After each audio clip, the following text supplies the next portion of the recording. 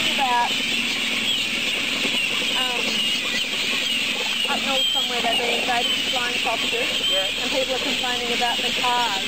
Just getting back pushing on them and the deco is there. Oh no.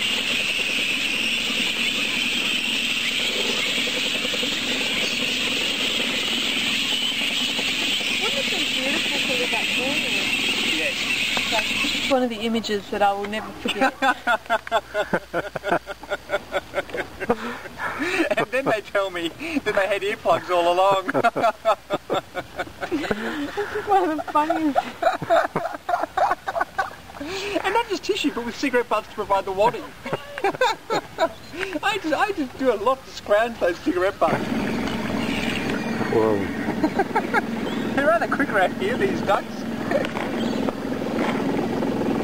I'll tell you my bush karate story was, we were out walking, we had a packed lunch, and we had planned on a bush walk for the day, and this friend of mine, Greg, brought yogurt, and he had this little 3-course lunch, and we went and had this yogurt, and I went, oh, I didn't put any spoon. And so, none of us had spoons, and we were all pondering on the idea of eating yogurt without a spoon. And then Greg, parrots. Here you go, Michael. Parrots. Rosella. Rainbow lorikeets. He drank his bottle, he was drinking one of his bottles of water. So he got out his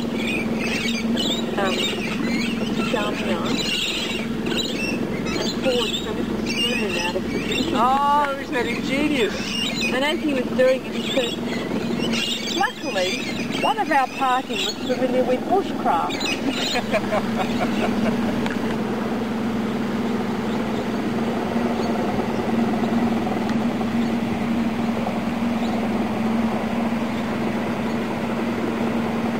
Well, it was a big plastic tarpaulin anyway when I saw it on the news. It was probably a body. And that was probably the police standing guard next to it. Pretty awful, isn't it?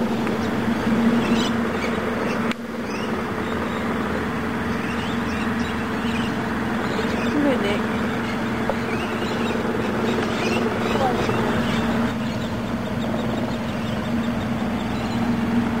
So gross.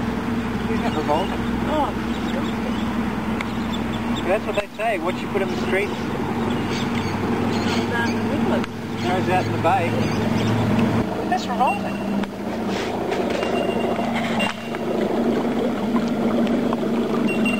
Thick, not rod. Oh, that could damage the engine, you know.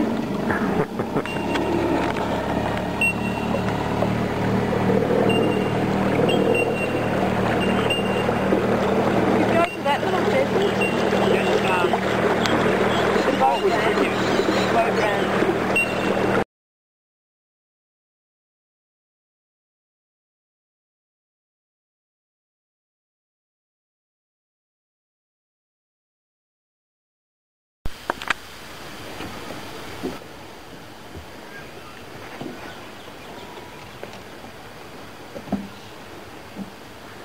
Is there too much burpee there? Alright. Well, let us find. I'm a bit worried by the amount of oil slick, frankly, that's in the water. Makes for a good sunset, doesn't it? Hey? That oil stick come from your engine?